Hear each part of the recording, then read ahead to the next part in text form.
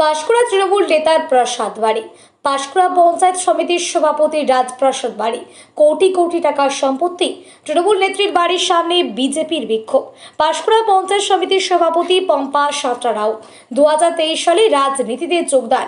এলাকাবাসীর অভিযোগ, পম্পা সাঁতরা রাউতের স্বামী অমিত রাউত পালা বদলের আগেই সিপিএম করত।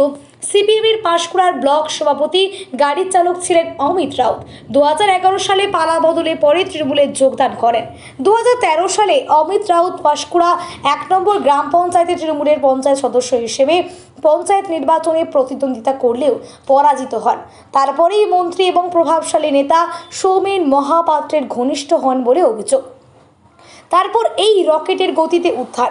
কলকাতা মুম্বাই 16 নম্বর জাতীয় সড়ক সংলগ্ন একাধিক জমি কেনা বেচা করতে শুরু করে অমিত রাউত।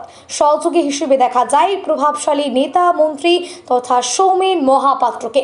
প্রভাব খাটিয়ে জাতীয় সড়কে নিজেদের এবং জমি সংলগ্ন এলাকাতে সরকারি ব্রিজ তৈরি করে জায়গার দাম বাড়িয়ে দেন বলে অভিযোগ।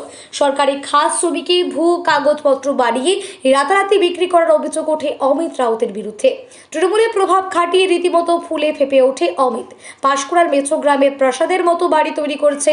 সামনে রয়েছে লন, বাড়ির লাগোয়া রয়েছে বড় মন্দির। কিভাবে করলো এত বড় বাড়ি, কিভাবে কিনলো এত জমি, সেটারই তদন্ত চাইছে গোটা এলাকাবাসী।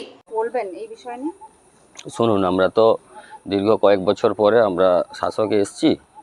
ওনারা এতদিন শাসকেই ছিলেন। তো আমরা দেখলাম শাসকে আসার পরে এই যে পঞ্চায়েত সমিতির বর্তমান সভাপতি পম্পারানী সাঁতরা রাউত এবং ওনার স্বামী অমিত রাউত ওরফে ভানু, ওনার 2015 সালের আগে দেখেছিলাম একটা ছোট্ট ডায়াগনস্টিক সেন্টার ছিল। এখন দেখলাম 2015 সালের পরে ওনার ওই ডায়াগনস্টিক সেন্টারটা রিয়েল এস্টেট জমি মাফিয়ার একটি অফিস হয়ে দাঁড়িয়েছে। ওখান থেকে বড় বড় জমি ওনার ওই মেচোগ্রাম সার্কেলে গরিব দুঃখীদের জমি 2000-5000 টাকা ডিসমেল করে কিনে, যারা রাজনৈতিক প্রভাব খাটিয়ে, রাজনৈতিক ভয় দেখিয়ে কম দামে কিনে বেশি দামে জায়গাগুলো বিক্রি করে। ওখান থেকে ইরিগেশনের কিছু জায়গা উনি ইরিগেশনের দপ্তর থেকে কবজা করেও ওখানে বড় বড় বিল্ডিং সাজিয়েছে।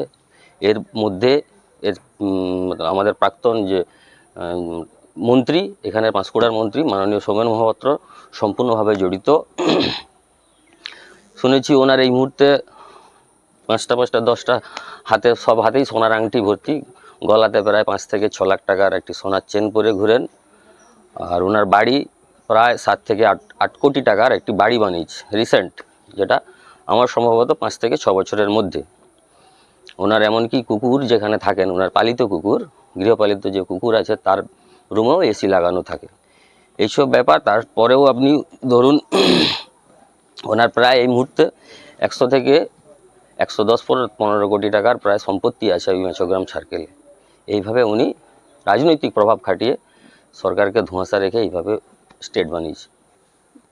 এছাড়াও শুনেছি উনি এই মেচোগ্রামের বুকে সমস্ত ব্যবসায়ী, সমস্ত যারা ছোটোখাটো যেসব ব্যবসায়ী চলতো, তাদেরকে উনি মেচোগ্রামের স্বঘোষিত নেতা হিসাবে উনি পরিচয় দিয়ে সব তোলাবাজি করতো, কাটমানি করতো সব। এখন কি চান আপনারা? এখন চান এদের সঠিক তদন্ত হোক। যেসব গরিব দুঃখীদের কাছ থেকে কম দামে ভয় দেখিয়ে রাজনৈতিক প্রভাব কাটিয়ে জমি জায়গাগুলো নিয়েছিলেন, তদন্ত করে তারা তাদের জমিগুলো যেন সঠিকভাবে ফেরত পায়, আমরা চাই। আমার নাম অঞ্জন মাইতি, ঘাটাল সাংগঠনিক জেলার সহসভাপতি, বর্তমান পাঁশকুড়ার কনভেনর।